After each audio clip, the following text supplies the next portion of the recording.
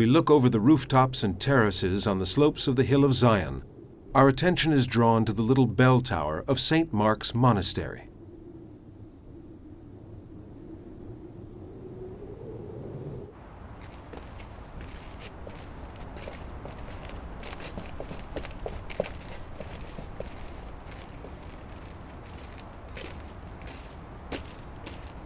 The monastery can only be reached on foot after threading one's way through the maze of tiny streets and alleys of the Tower of David area.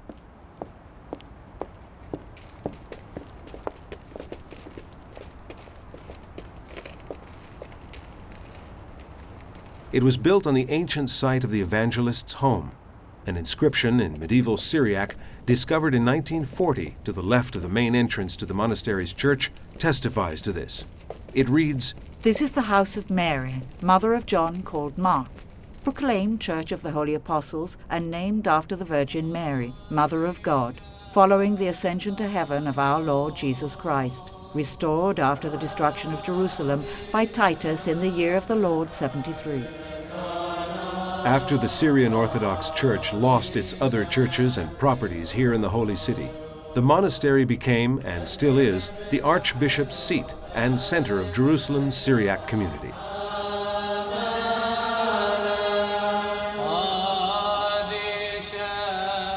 Tradition holds that this painting on leather of the Virgin and Child, of which a number of copies can be seen in many famous sanctuaries, is in fact a true portrait of Christ's mother, painted by St. Luke. Syrian Orthodox Christians are also present in Bethlehem. This Syriac church stands beside the spot where tradition has it that the three wise men rested while following the star.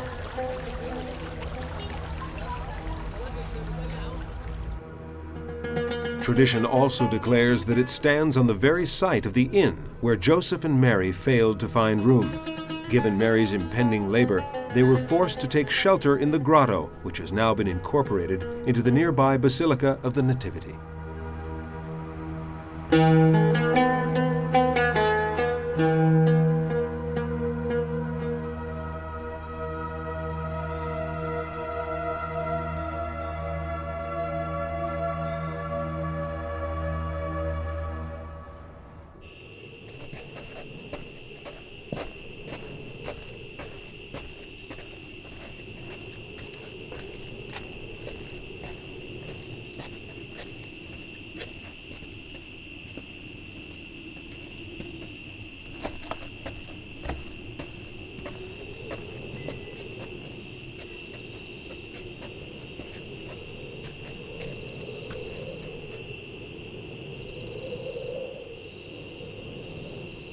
The only way to reach the Monastery of Mar Musa, or St. Moses the Ethiopian, is on foot. Those who make it this far are received with open arms regardless of their faith. People come here to spend a day, months, or even years in meditation, study, and prayer.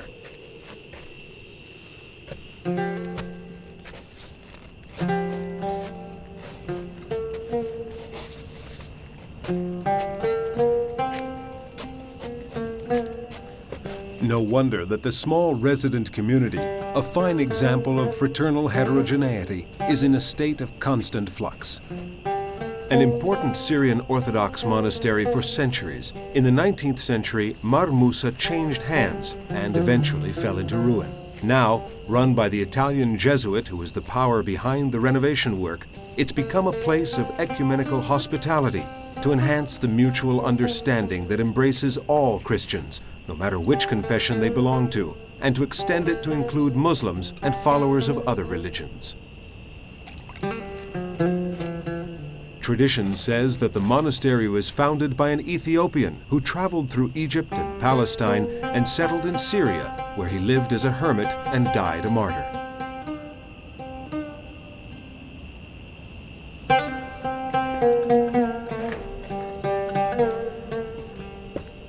Mar Musa's position makes it an impregnable fortress, but appearances can be deceiving. It's open to all people of goodwill who can make the long and arduous 800-meter climb. In the end, we had to use the community's special transportation for our camera equipment.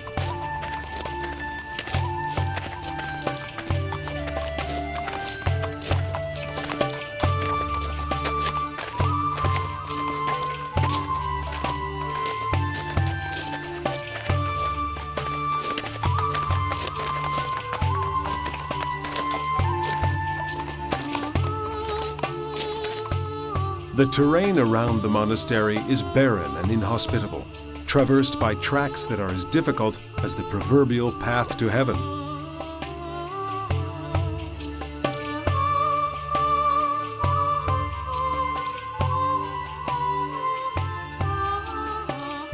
Only four-footed climbers negotiate them with dexterity and arrogant indifference. Newly arrived guests are given the grand tour by the community's young priest. Down below, the desert stretches eastwards as far as the eye can see.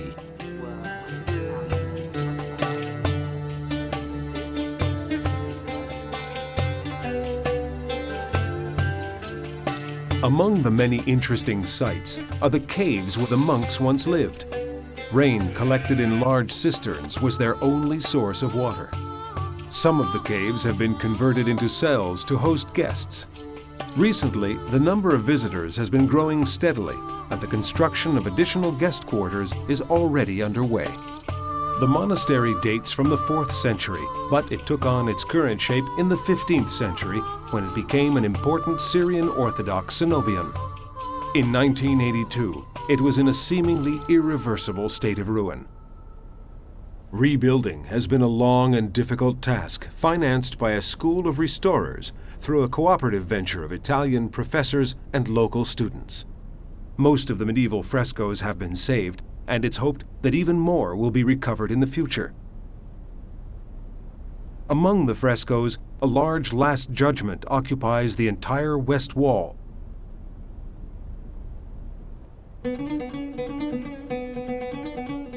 Precious manuscripts, part of the heritage of the Syriac Christians, have also been saved and restored, as well as Arabic inscriptions in a Syriac context. Fine examples of the Arabization of the Aramean Christians in the 11th century, and of a profound and wholehearted Christian participation in Arab culture. In fact, small groups of Arab pre-Islamic Christians, the result of 14 centuries of side-by-side coexistence, are still today Christians within a church based on the Syriac culture. Thus, the renovated monastery now safeguards a historic, cultural, and spiritual heritage within the greater scheme of Christianity as a whole.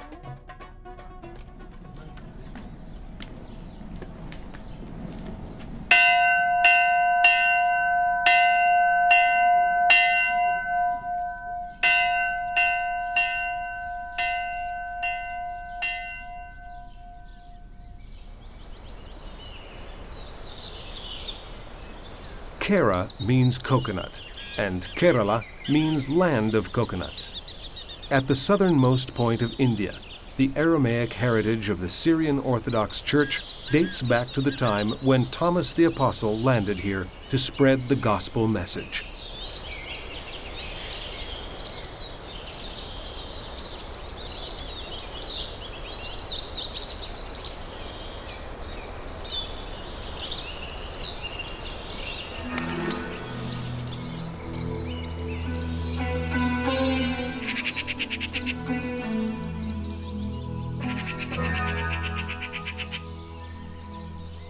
It is a cultural and religious, not ethnic, heritage that has been passed down through the Church of Malankara, the Syrian Orthodox Church of Kerala, that recognizes the Syrian Orthodox Patriarch of Antioch as its figurehead. In the Monastery of Malankara near Cochin, we had our first meeting with 4 resident monks who live there with a few young students.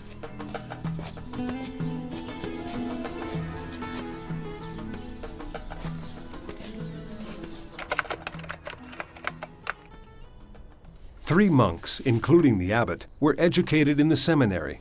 The fourth is an ex-clerk of the Indian Post Office who, at the age of 40, felt the call of the Lord. He answered by giving up all his worldly goods and joining the monastery, where he has been living for over 20 years.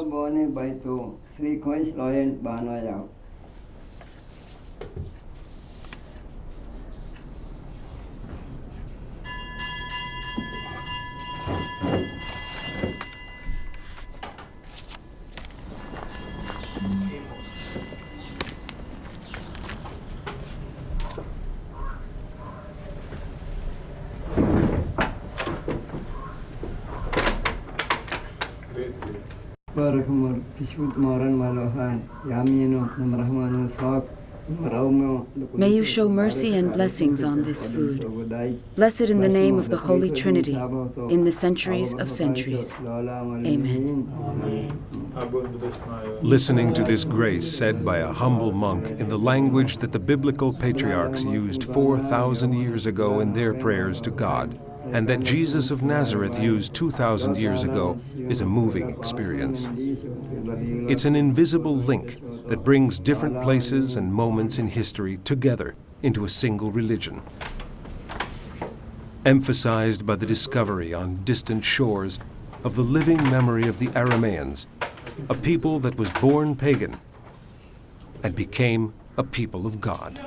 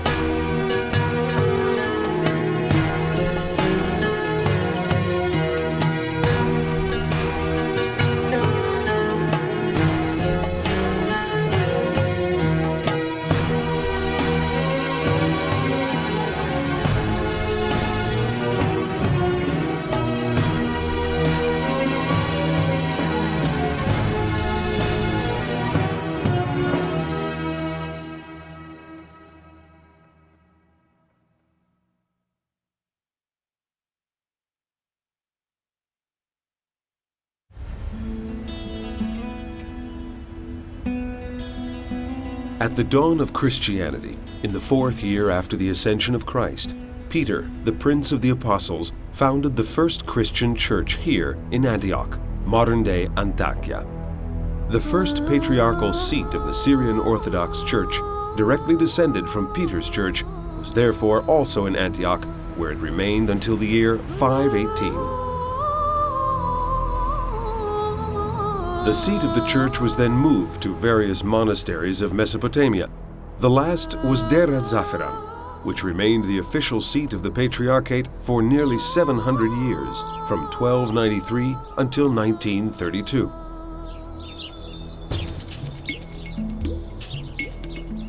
After a period of atrocious violence, particularly during and following World War I, in which 250,000 faithful lost their lives, the Patriarchate was transferred to various places in Syria.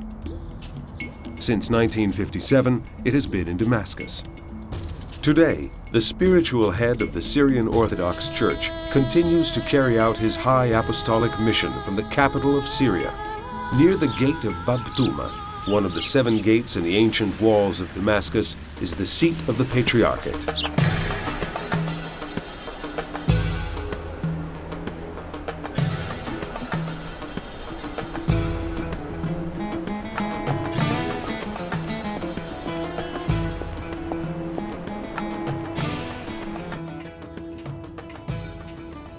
The current Patriarch, His Holiness Moran Mor Ignatius Zaka I, is 122nd in a line that starts with St. Peter.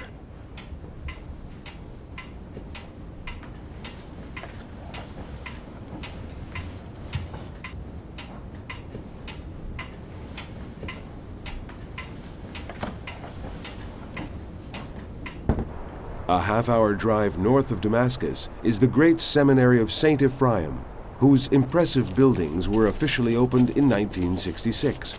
Although the style is modern, this and other recent church buildings often contain elements inspired by traditional Syriac architecture and style.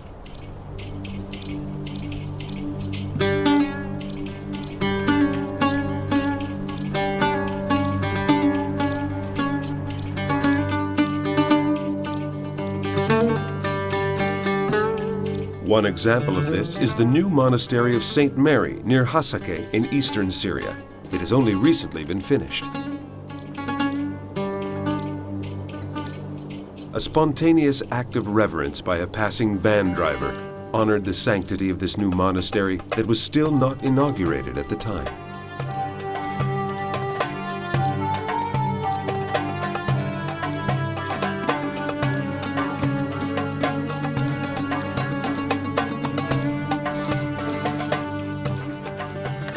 The language of the Syrian Orthodox Church is Syriac. Along with Palmyrene, Nabatean, Mandaic, and the Jewish Aramaic dialects, Syriac is the legacy of Aramaic, the language of Jesus and the Apostles. A legacy that is cherished in these manuscripts of the past, some of which have had a hazardous and troubled history. So much so that it's a sheer miracle that a part of these, some of them 15 centuries old, have reached our own times. In 1559, a large number of Syriac manuscripts were burned in India in the presence of the members of the Jumper Synod, a move that aimed to stamp out many of the local Syriac Christian traditions. 10,000 Middle Eastern manuscripts were lost in 1715 when the ship that was carrying them to the Vatican sank. Perhaps these are among the reasons why, in the Syrian Orthodox Church of today, patient hands continue to copy these precious writings. The painstaking labor of a scribe from ages past. It took more than 340 hours to copy the Peshitta, the Syriac text of the Bible. A veritable labor of love.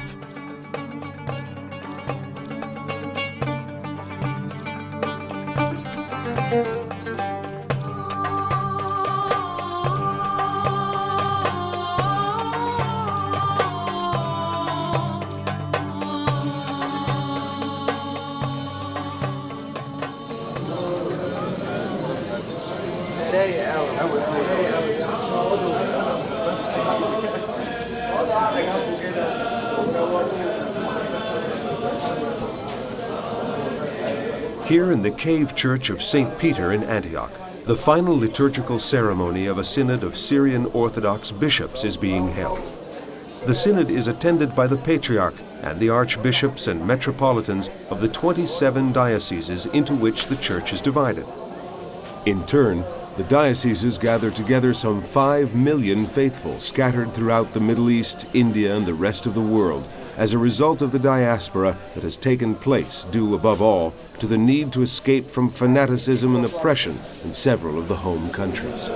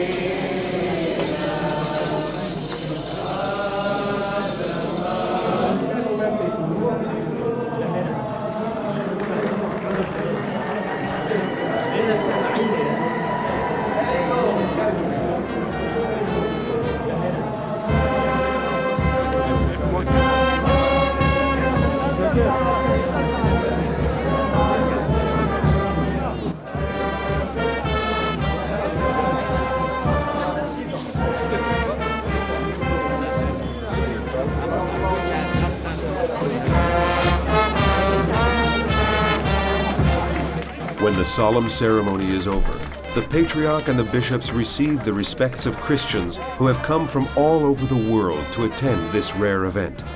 Visitors include a group that perform folk dances from the host country.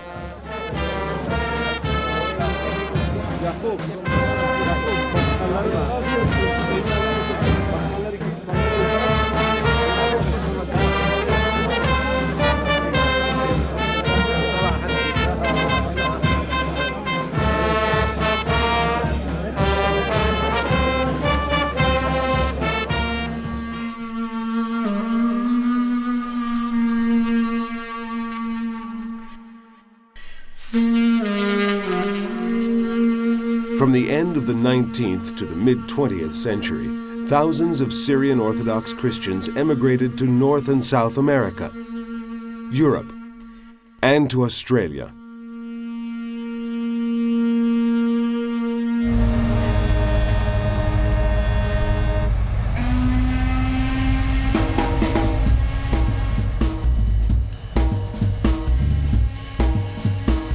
An all-too-brief visit to some of the communities of the diaspora takes us to the United States of America, to New York, New Jersey, California, in particular Los Angeles and Portland, Oregon. These are the cities and states that host substantial centers of Syrian Orthodox Christians. Although well integrated into local society, they are proud of their origins and traditions and fiercely committed to preserving their language, celebrating their rituals, and organizing gatherings in order to safeguard the common bond represented by their faith, and the most vulnerable of all their possessions, their identity.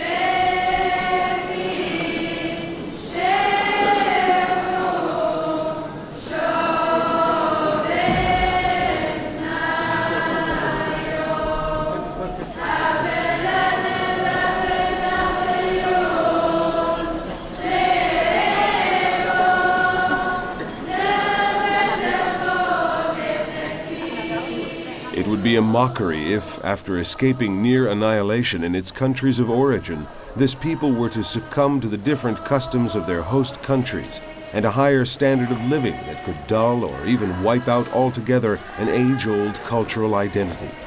the Syrian Orthodox Church and its lay associations work hard to make sure that will never happen.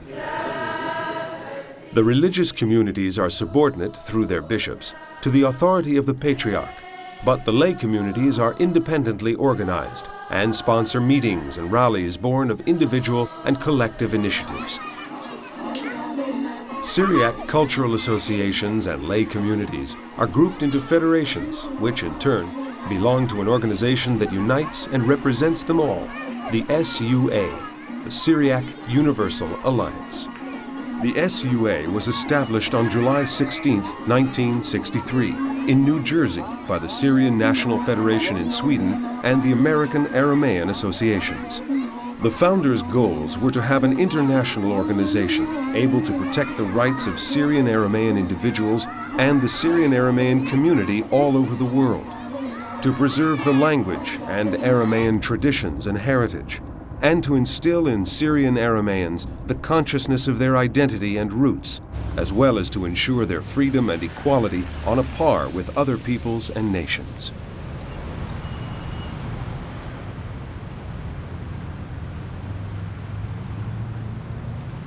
In Los Angeles, the Diocese of St. Ephrem, along with the parish of St. George and other parishes, is the driving force behind various social, cultural, and religious programs.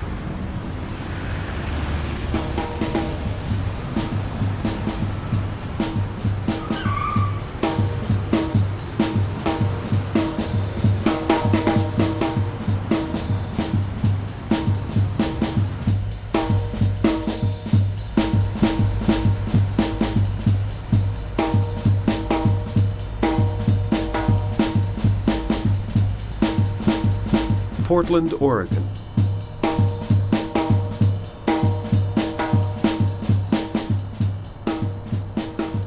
The Church of St. Ignatius in the Northern Archdiocese hosted Convention 2000, which brought together the guest of honor, the Archbishop of the Holy Land and Jordan, the archbishops and highest members of the American clergy, numerous faithful, and the Patriarch who presided over the convention.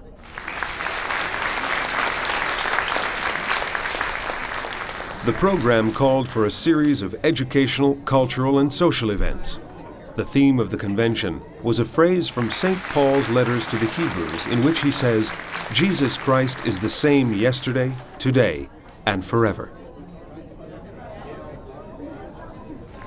The convention featured many speakers, debates, concerts, and the closing celebration of the Divine Liturgy by the Patriarch.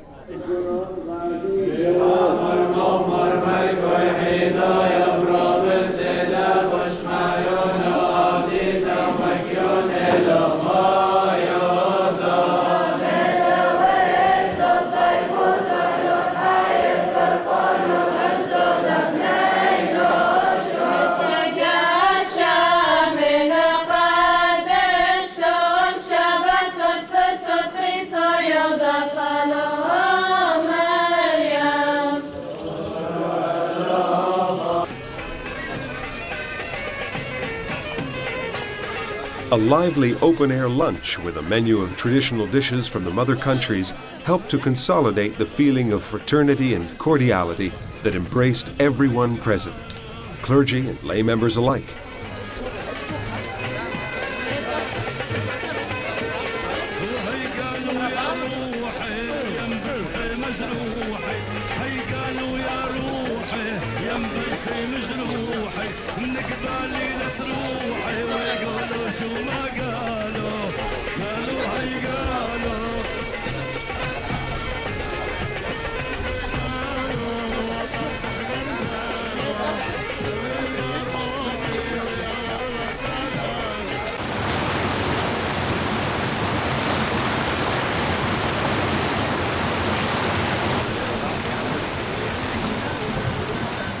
A boat trip on the Columbia River, during which the Patriarch, the bishops, and the faithful enjoyed themselves together like old friends, provided a fitting finale for the Portland Convention 2000.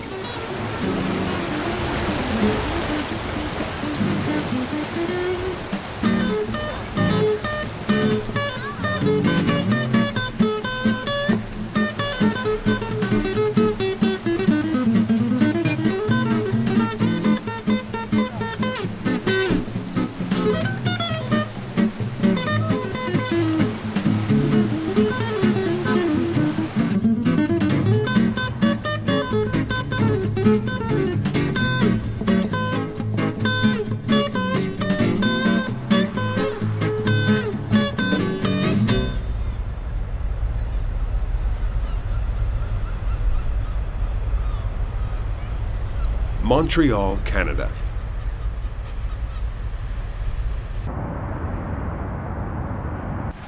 Monuments, quaint neighborhoods, flashy storefronts, bustling tourist spots, and the many other attractions in this cosmopolitan city would seem to make it an unlikely place to find traces of the Syrian Orthodox religion. Nevertheless, not far from Notre Dame Cathedral, there is more than one Syriac church here.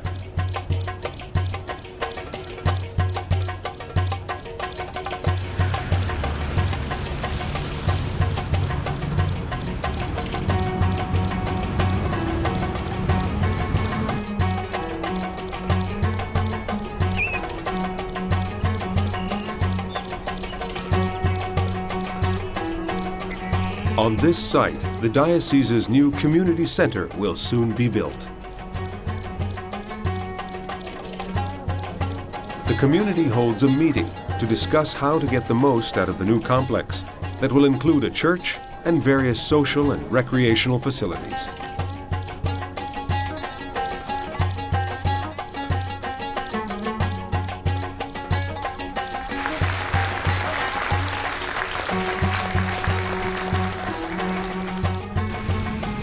Most of the Syriac Christians in this community come from Lebanon, and many of them are in the restaurant business. The cedar of Lebanon, the national symbol of their country of origin, stands side by side with signs advertising kebabs.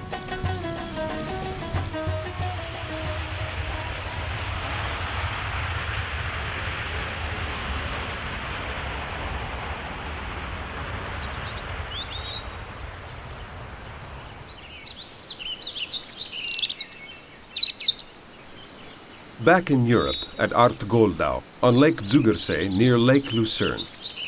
Here, an old Franciscan monastery, bought and restored by the Archdiocese of Central Europe, has become the main monastery and point of reference for all the Syriac people who have settled in the cantons of the Swiss Confederation. The Patriarch came in person to consecrate the church.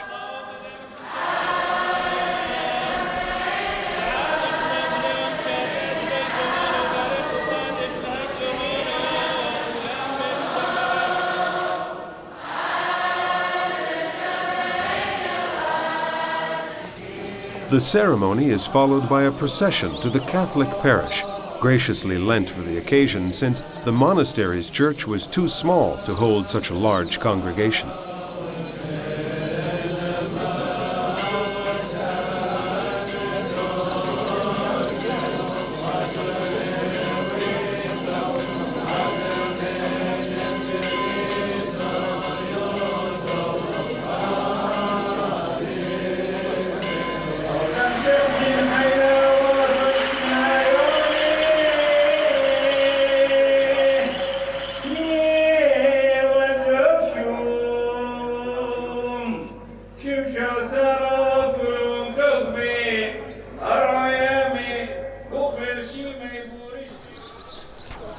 Gathering around a communal table, sharing typical ethnic foods, is a treasured ritual for the Syriac people.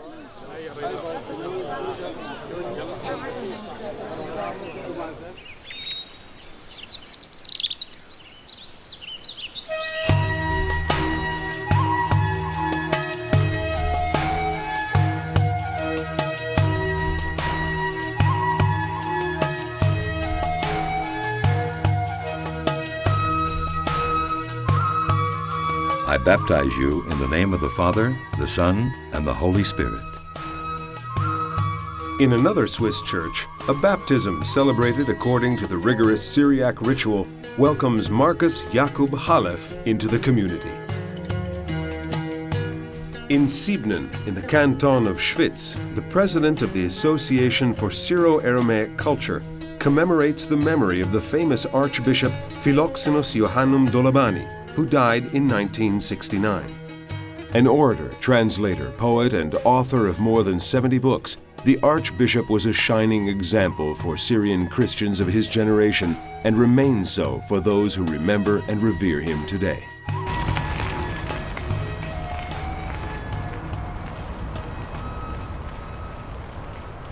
Our visit to the German diocese begins in Frankfurt on Main.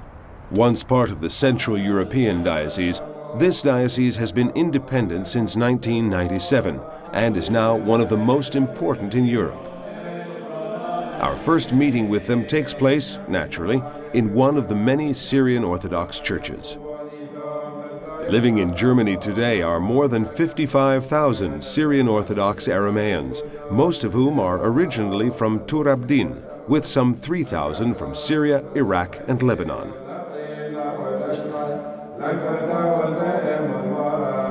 "43 parishes run 60 places of worship, 22 of which are newly built churches.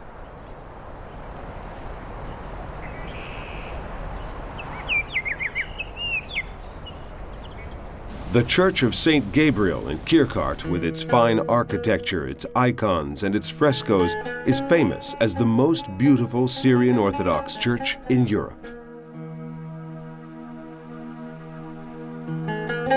In the front row of St. Gabriel's congregation is a white-bearded senior citizen, whom we discover was parish priest here for 12 years. Later, we visit him in his home, where we find him intent on the work he enjoys most: the careful, patient copying in beautiful calligraphy of theological and liturgical books. He then sees to their binding, following the ancient traditions of the old monasteries. A prolific author in his own right, he's dedicated almost his entire life to this work, along with his many duties as a priest. In Warburg, at the Monastery of Mar Jacob of Zrug, the seat of the diocese, we meet the Patriarchal Vicar of Germany while he presides at a meeting of his seminarians. As in all the countries of the diaspora, Syriac Christians in Germany are represented by two basic entities: the Syrian Orthodox Church and the Lay Federation of Arameans. The federation was begun in 1985 by forming a first group of 10 Aramean cultural associations. There are now 40 of these groups. The federation, independent of all political parties, represents the Aramean people in Germany and is charged with caring for the cultural, social, and political needs of the Syriac Aramean community. Among its main activities is the publication of a magazine entitled Mardutho de Surioye, Aramean Culture, which provides its readers with news and information of interest to their particular sensibilities. They also promote and organize events which may be cultural, recreational, or have to do with community welfare. These events create the opportunity for the Aramean people to gather together and to strengthen the bonds of mutual understanding and solidarity in the spirit of their oldest, most cherished traditions.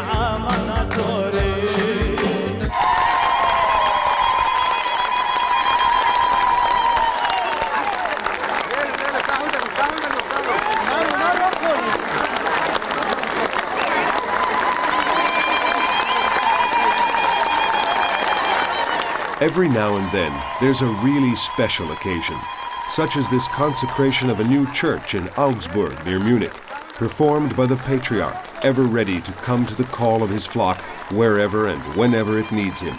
Every new event of this kind is another milestone along the road this community is following through the modern world.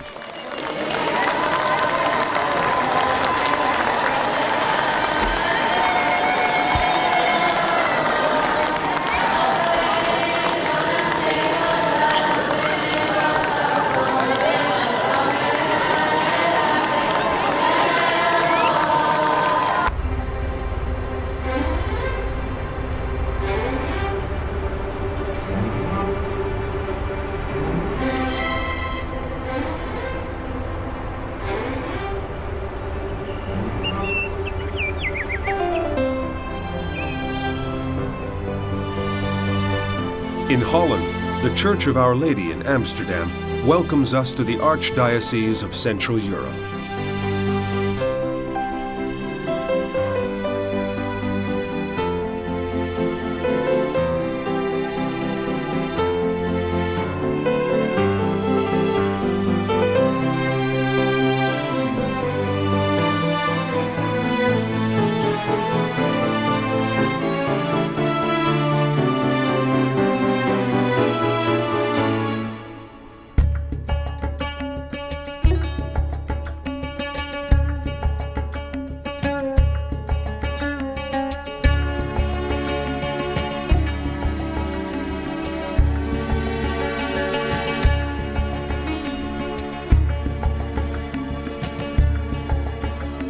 St. Johannes was the first Syrian Orthodox church to be built in Holland. It looks more like a house than a church, but it has given birth to many others.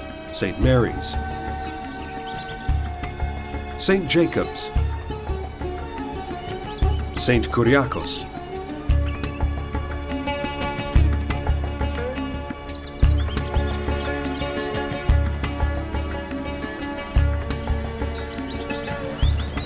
and More Ignatius, where we attended Sunday Mass, celebrated by the Archbishop.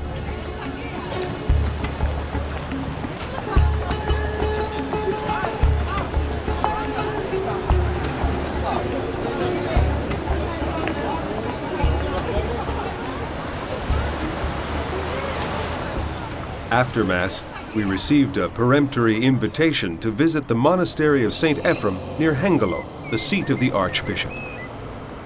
The tranquility that pervades the monastery has a pleasing effect on the soul.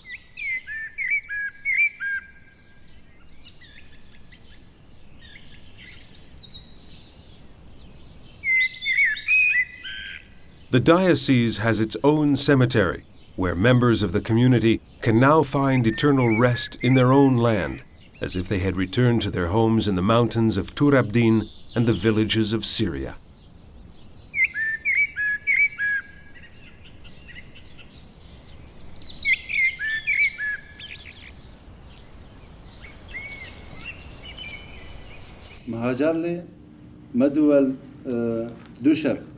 The Federation of Syriac Christian Organizations of Holland is a cornerstone of the Aramean social fabric. It keeps abreast of the progress made by members, many of whom have become prominent citizens in their Dutch communities. Syro-Arameans are active in import-export and industry.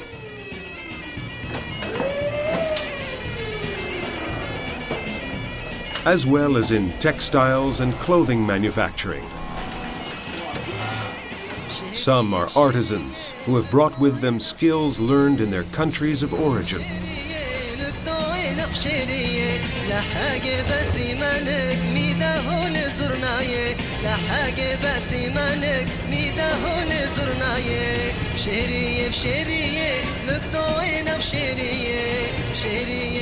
Others are in the restaurant and catering business, in which they have achieved significant success.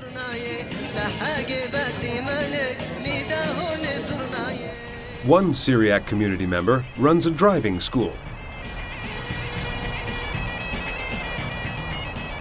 And another is the only Syriac female business executive. She runs an insurance agency.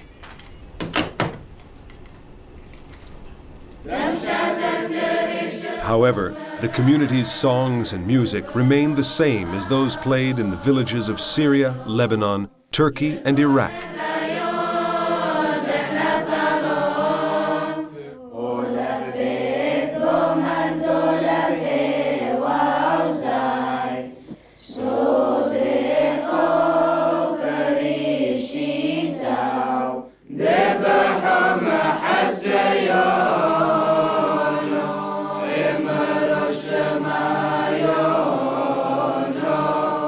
And traditional rituals and terms of endearment are the same as those used in any Syriac church or family in its country of origin.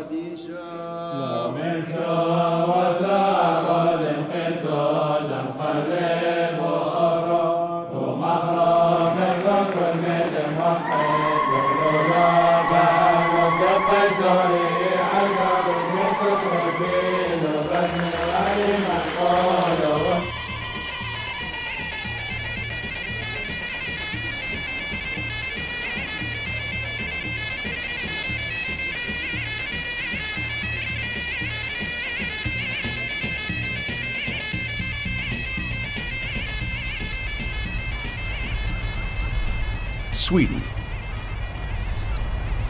Syriac immigrants in Sweden are businessmen, restaurateurs, and artisans. In general, most of these people have done well in the diaspora. They have drawn on their long tradition in the fields of employment and commerce, successfully establishing themselves in their adopted societies. But they have not forgotten who they are and where they come from. Most of all, they have not forgotten the language of their forefathers.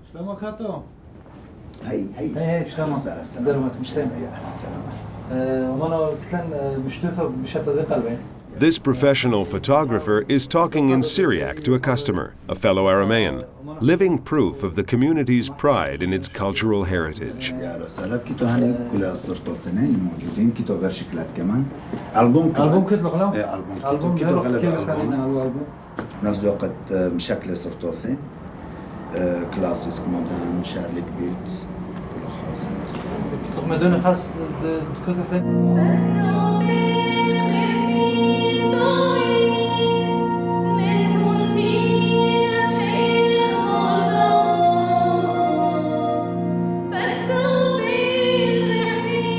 The Syriac Christians in Sweden are represented in a number of different churches.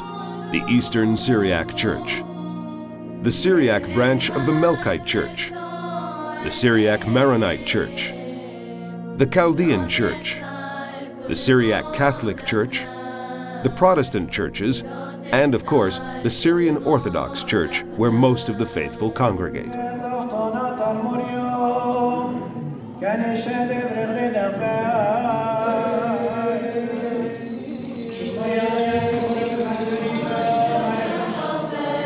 The Syrian Orthodox Church is organized in two separate dioceses, the Diocese of Sweden, led by the Patriarchal Bishop Vicar, and the Diocese of Sweden and Scandinavia, under the direction of another Metropolitan Bishop.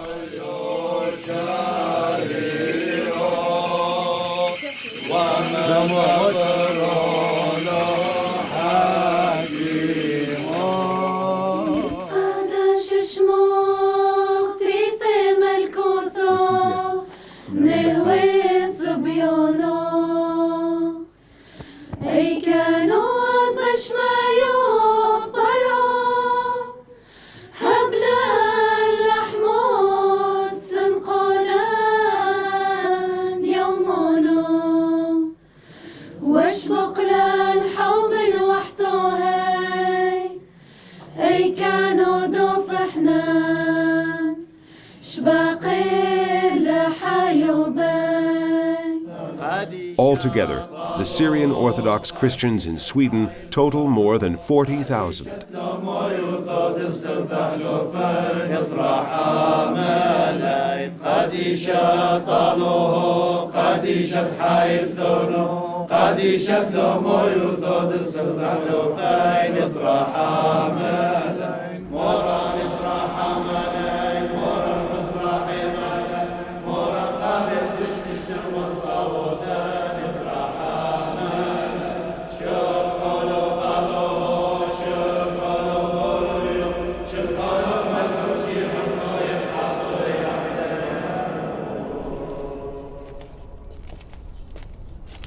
The Syrian Orthodox Church in Sweden has a very active, well-organized lay organization that is one of the most efficient Syriac federations in the world.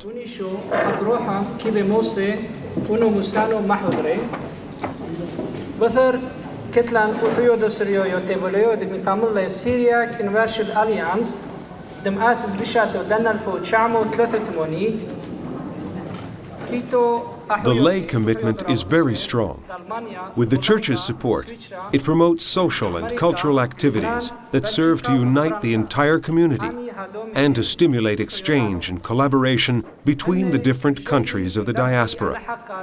By providing more in-depth understanding of the history of the Aramaean people, it aims to ensure that the Syriac Christians scattered throughout the world will not lose their identity or their cultural heritage to the material affluence and religious agnosticism that increasingly characterize the wealthy societies which these Christians have joined.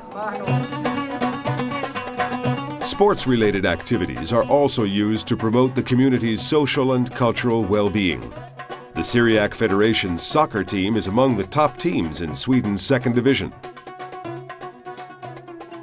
Along with sporting activities, the Syriac Youth Federation, founded in 1992 and one of the initiators of Syriac, Syrian Aramean European Youth, is now one of the largest youth organizations in Sweden, with 30 member associations and almost 10,000 members. Its main aims are to give Syrian youth a platform to safeguard their cultural identity and background, and help them integrate into the society of their host country without losing their traditional values.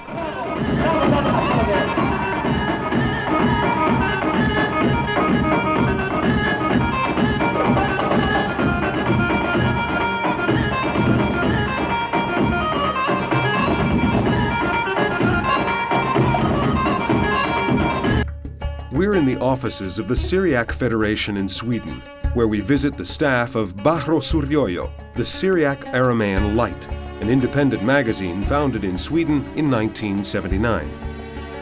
This publication follows the most important Syriac Aramean activities in Sweden and in the rest of the world. Bahro Suryoyo comes out 11 times a year and contains news and information of all kinds, including articles dealing with history, culture, sports, politics, and economics. It's written in 5 languages: Swedish, English, Turkish, Arabic, and in Syriac Aramean. The magazine has around 1,500 subscribers, but its circulation among individuals, families, schools, libraries, and various institutions totals between 40 and 50,000. Bahro Suryoyo is the voice of the Syriac Aramean people scattered all over the world. The Syriac people in Sweden are mainly refugees from Turabdin, the region that suffered more persecutions and massacres than any other.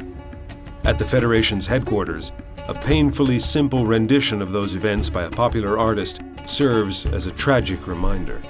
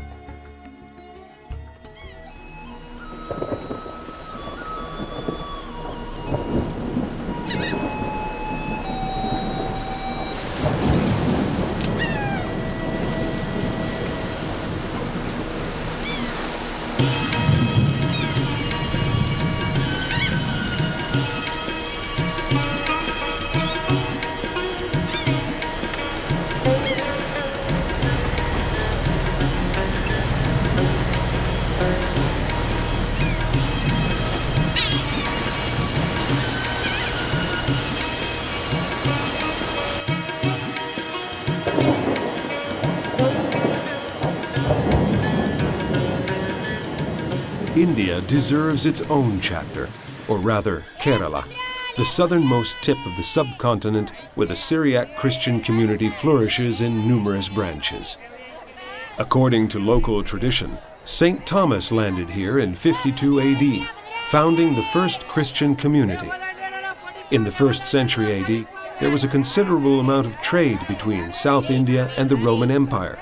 Therefore, such an early arrival of Christianity in South India is perfectly plausible. At various later times, in the mid-4th century and in the 9th century, there are records of the arrival of Syriac Christians from the Middle East. The first were 72 families from Edessa in 354 AD. Today, there are as many as 8 different churches which are heirs to the Syriac tradition. One of the largest of these is the Syrian Orthodox Church of Malankara, Malankara being an older name for Kerala, with some 2 million faithful, having the Syrian Orthodox Patriarch of Antioch as their supreme spiritual authority. The stories of St. Thomas, depicted in many of the churches dedicated to him, tell of his arrival in India, of his preaching, and of his martyrdom. which links the Church of Malankara to the martyrs of all Christian churches. Syriac inscriptions often report details of important events in local history.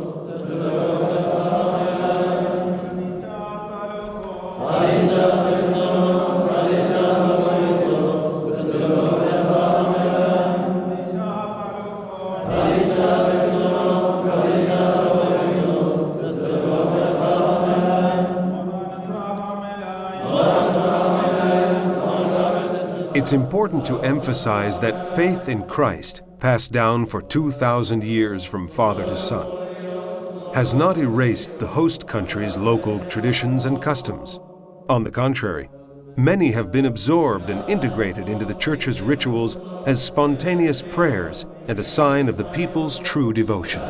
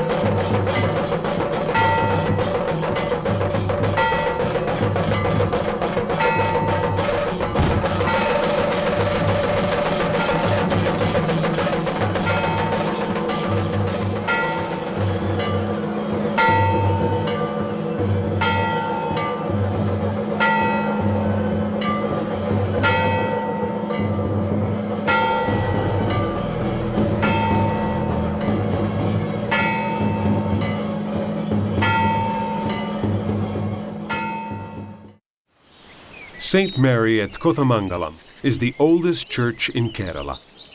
Following centuries of renovation and rebuilding, today's church bears almost no sign of the original 4th and 5th century building.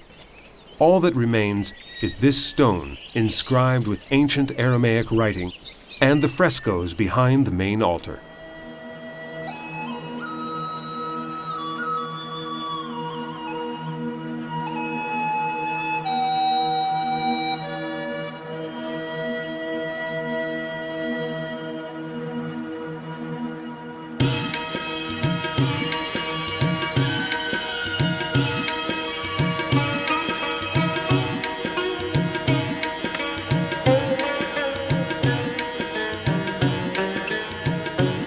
Syriac origins, however, are clearly visible in this painting and in other details.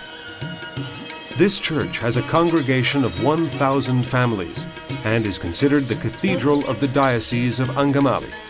Angamali's 400,000 members make it the world's largest Syriac community. There are 625 parish churches in Kerala, grouped into 11 dioceses. This is the Church of St. Mary at Tirupunitura.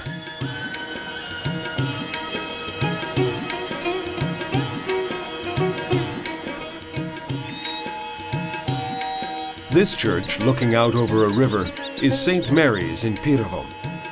Tradition has it that it was founded by one of the 3 wise men, or more specifically, by the Black King when he returned here from Bethlehem after visiting the Christ child.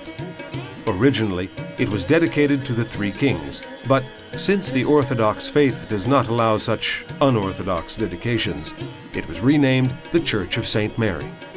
Nevertheless, popular belief still insists on invoking the 3 kings. For this reason, tens of thousands of pilgrims, up to 75,000 on Easter Day alone, come here from all over Kerala. Among them, there are many Hindus.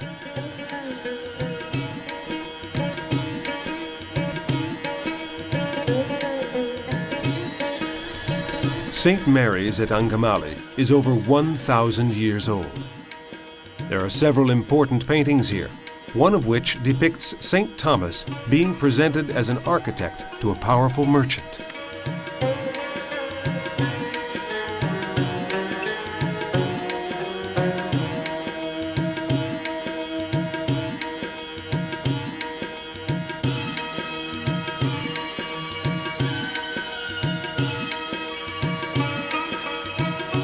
Others refer to the life and passion of Jesus.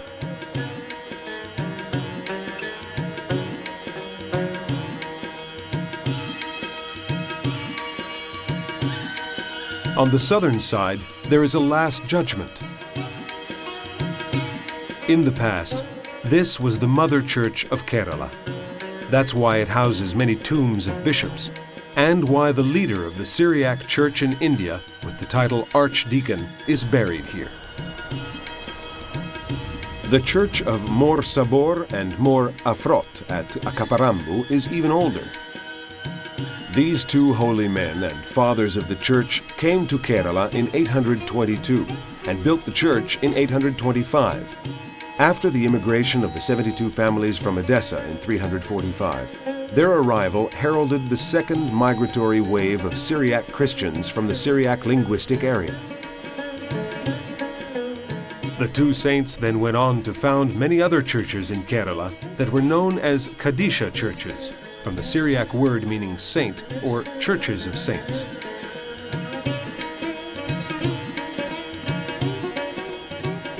The main altar with a long inscription in Syriac is dedicated to the 2 founders of the church, Mor Sabor and Afrot. St. George's at Karingachira is one of the oldest churches in Kerala. Founded in the 8th century, it has since been rebuilt several times. The church, famous throughout Kerala, benefited from the patronage of the Maharaja of Cochin and is the church of a congregation scattered in a radius of many kilometers. Many bishops are buried in the Church of St. Thomas at Mulanturudi, making it a revered place of worship. In the past, the most important Syrian Orthodox church meetings were held here. The holy oil, or myron, has been consecrated twice. The consecration of the Holy Myron is an event of utmost significance for the Syrian Orthodox Church, and it can only be carried out by the Patriarch.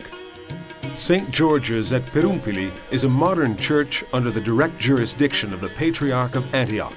Many miracles have taken place here.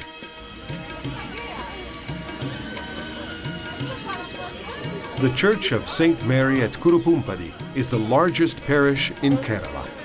About 3,000 families belong to this congregation.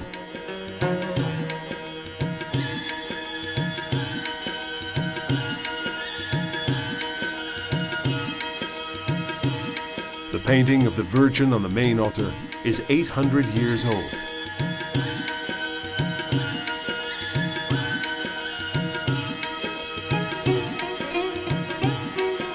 The baptismal font, carved from a block of granite, as is often the case in churches here, is splendidly decorated with curious sculptures inspired by Hindu mythology.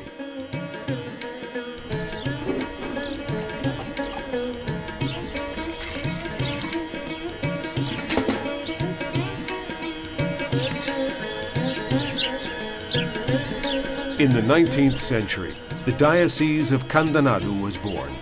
This was its cathedral. The first church was built in the 8th century and was rebuilt in the 14th century.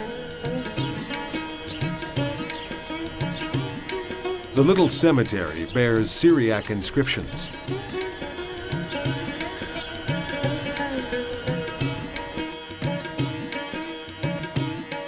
Inside are the tombs of bishops, founding fathers, and patrons. Among them, Mor Toma IV, who was the head of the Syrian Orthodox Church in India.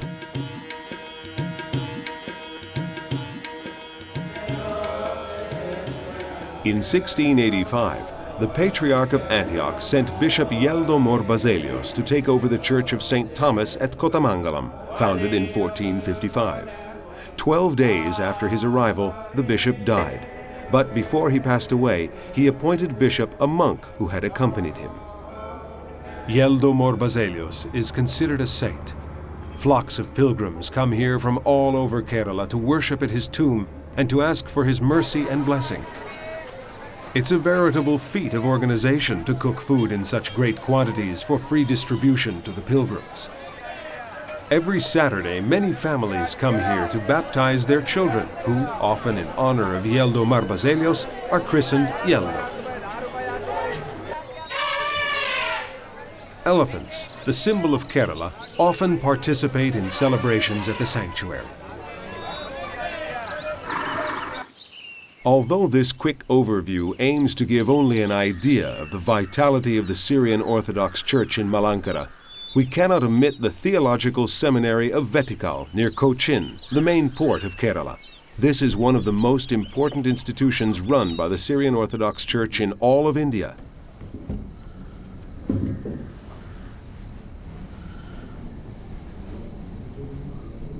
Modern facilities and a wide range of teaching ensure that graduates from here will have received an excellent preparation to meet the religious mission that awaits most of them.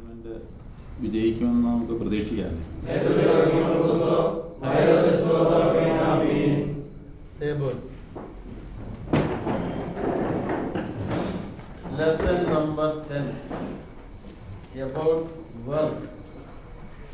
Or common, com,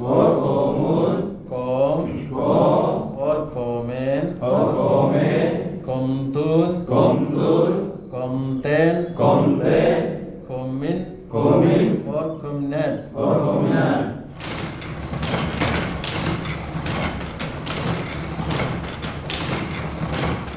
The printing press and adjacent library, looked after by nuns who are part of the seminary's community, are an irreplaceable support system for teachers and students, and supply parishes with books, pamphlets, educational material, and indispensable tools for carrying out acts of evangelization and religious instruction on a vast scale.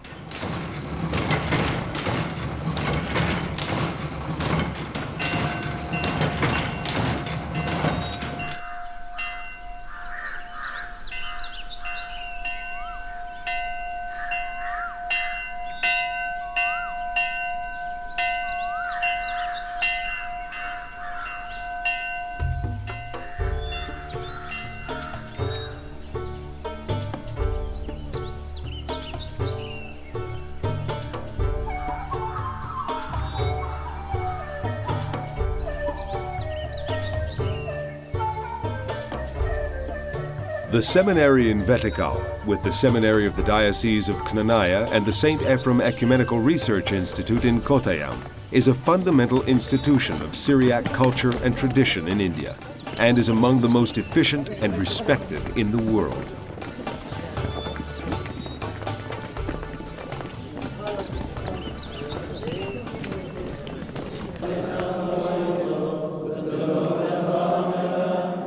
Collective prayer, in the liturgical language of the Syrian Orthodox Church, is the source that fills all the students, teachers, and any other people in the seminary with positive energy.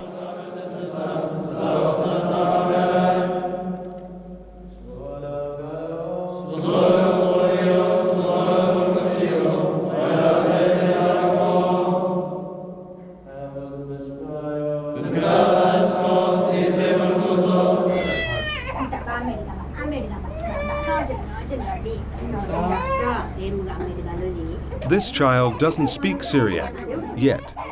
Probably he will learn it as he grows up and will go into a church to pray with other members of the community.